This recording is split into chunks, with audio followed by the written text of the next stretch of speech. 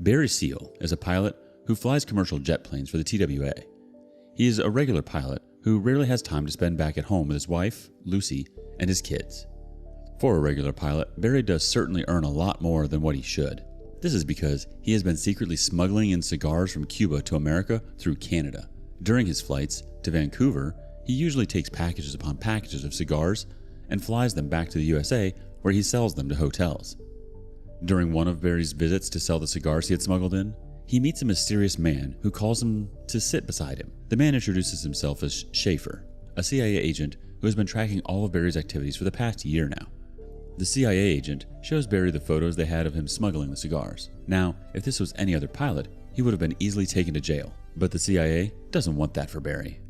Schaefer proposes to Barry to help him out instead. Now, this was the time of the Cold War, where Russia and the USA were fully devoted to one-up each other. The USSR had managed to establish some communist settlements all around the American continent in nations like Colombia and Cuba, and it's fair to say the US did not like that. However, freshly out of the Vietnam War with a heavy defeat on their backs, the public were reluctant to head into war. For that reason, the president himself has asked for the CIA to surveil the communists. That's where Barry comes in. He will be the pilot who will go ahead and use the private jet given to him by the CIA to close up pictures of the communists and their progress. It was either this or he could face jail time. So Barry agrees. When he sees the plane that the CIA was giving him, he is confident that the decision that he took was the right one. Back at home, Barry tries to explain to Lucy that he had gotten a newer job, but does not reveal any specific details as he was warned by Schaefer not to. Lucy, however, is adamant that he should not leave the stable job of TWA. She threatens him that if he leaves her, she will go back to work in KFC and take the kids away from him. So Barry decides to work for the CIA in secret, keeping up the ruse that he is still working for the TWA back at home. Since Barry was the first of his class in the pilot school, flying through enemy lines is a pretty easy job for him. Every week he goes through the countries and clicks close-up pictures of the communists and brings them back to Schaefer. He is also working a side job for the CIA where he delivers the bribe to a communist leader, Noriega, for intel about the communist armies and their movement. Life is going all too well for Barry, until one day when he lands on the airport of Columbia, he finds two men ready to pick him up. The heavy-set men don't even speak a word and just drag him to what looks like a really good-looking office. He is taken to an office and is welcomed warmly by people who seem to know him pretty well. The man who welcomes him is Jorge Ochoa, who knows that Seal is working for the CIA.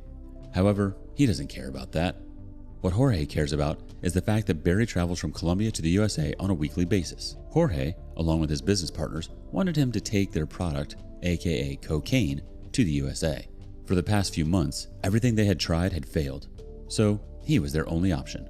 Jorge's partners, Pablo Escobar and Carlos Leder, meet with Barry in the middle of their cocaine field, where they also have constructed a small airport. They want Barry to fly from there to Miami and deliver the product. They will pay him $2,000 per kilo of the weight he takes to Miami. After hearing the amount, there is no way that Barry would refuse, but when the plane is loaded in, that's when he realizes that he cannot take that much weight on this plane. Not only that, he also believes that he would immediately be apprehended at the airport for carrying such large amounts of illegal drugs. Barry comes up with a plan. They wrap all of the cocaine in life jackets, and Barry will drop them off at the location from the sky without even landing on the ground. The plan was set and everything in place. All that remained was taking off with an overweight plane from an airport space that was really, really small. Despite the odds, Barry manages to fly the plane off the airport and also does the delivery. After finishing with the delivery, he heads straight to Jorge's house, where he receives his fair share of the deal, a duffel bag full of money, however much that is. However, the moment that he gets the money, the whole house is raided by the Colombian police and Barry is almost immediately caught. Jorge, Pablo, and Carlos are immediately released with a huge crowd gathered outside the prison welcoming them. Barry, on the other hand, is thrown in a prison cell alongside all of the other low-level lackeys. Some days pass and Schaefer visits Barry in his prison. He reprimands the man for trying to take advantage of the CIA and smuggling drugs. Schaefer informs him that his house will be raided this morning and his wife will also be taken away into custody for questioning. Barry just cannot have his wife getting involved in anything. He has a third kid on the way and can't have her take that pressure. Lucky for him though, the CIA has another proposition for him. Apparently, in a country called Nicaragua, the communists had managed to overthrow the government and establish control over the country, and the capitalist USA could not have that. What they planned to do was to help a group of rebels and provide them with guns and ammunition and all the supplies they need to take back control of their country. Schaefer tells Barry to get his family out of the house and head to Mena, Arizona, where he will be given a new life and security. Barry rushes back home. He somehow manages to convince Lucy to pack and head straight to Mena.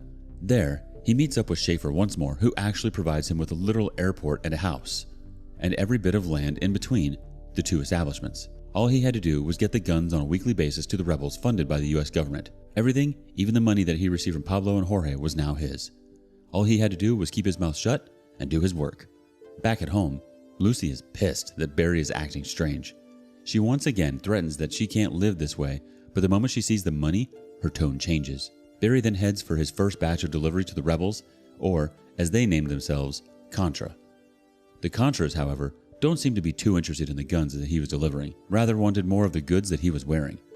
They immediately jump on him and strip him of his goggles and boots, so the next time he goes there, he decides to bring them their own pair. However, on the second trip, he meets one of his old acquaintances, Jorge. Turns out the Contras didn't actually want to fight the war. They wanted to make money like everyone else. Jorge and the cartels wanted the guns, and the Contras wanted to deliver cocaine for the cartels so they could earn money. Jorge proposes a deal to Barry once more. All he has to do is deliver the guns to the cartel, then take the cocaine from there to the Contras, who would deliver it to Miami, and he would make money. A lot of money. Soon, Barry was doing so much work and making so much money that he hired 4 more men and bought 4 more planes just to transport cocaine and guns all over Central America. And then one day, Schaefer arrives with the news that now he has to bring the Contras, along with him, back to the USA to train, immediately. Now Barry did exactly what he was asked to do and brought the Contra men to the USA. But not everyone from the Contra was too excited about training as much as they were being in the USA, with most of the men running away as soon as they landed. Barry was doing good, awfully good. Soon, he had so much money, he had no idea where to keep it. So he made several companies to fund them, but then that wasn't enough either. And then he started piling them inside their house. When that wasn't enough, he started digging in his backyard to store the money. Heck, there was so much money in his bank account that he was given a personal vault for himself. One day, his brother-in-law, JB, arrives at his place and Lucy insists that Barry give him a job, and so he does. JB, however, is a bit too petty for being in a place like that and starts stealing money and spending it like crazy on cars and drugs and women. Soon, a lot of things start getting worse for Barry. The FBI were now tracking him and his bank assets.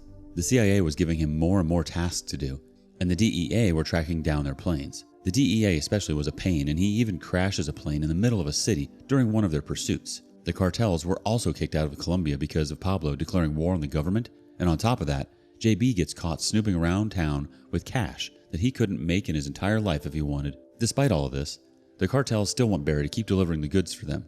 Barry tries to explain that he wants to take care of the whole JB situation first, but Jorge assures him that he will be taken care of. Immediately, JB is released on bail and Barry drives him to a location with a car, a lot of money, and a new identity. He had to disappear. JB is a bit reluctant and gets angry as he leaves, but the moment he starts the car, it explodes, killing him instantly.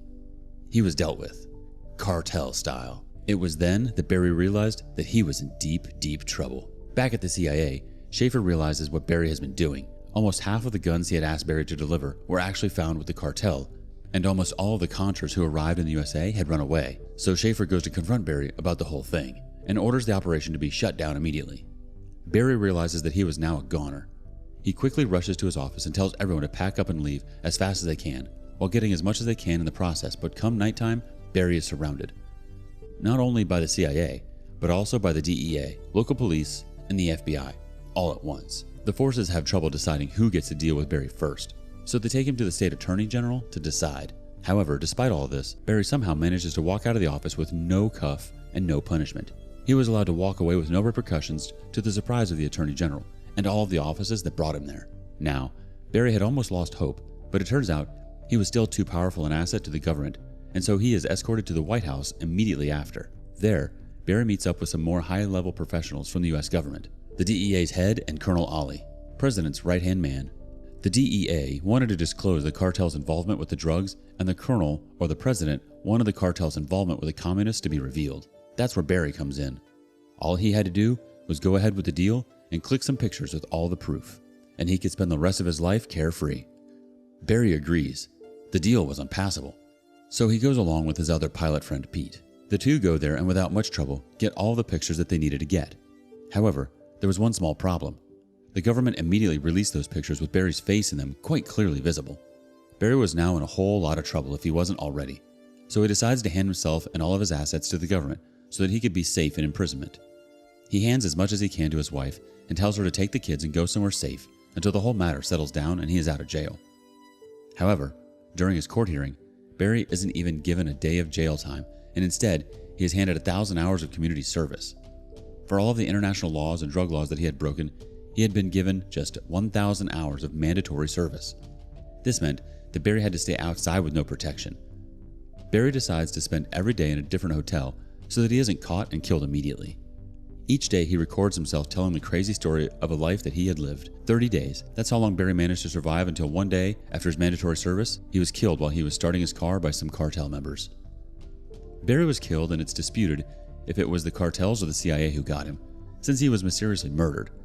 Even though the killers were caught, the whole thing was a bit too sus to begin with. Lucy soon spends all of her money and returns back to being a KFC worker. Schaefer apparently gets a promotion, and out of all odds, Pete finds God and is now a pastor in Alabama.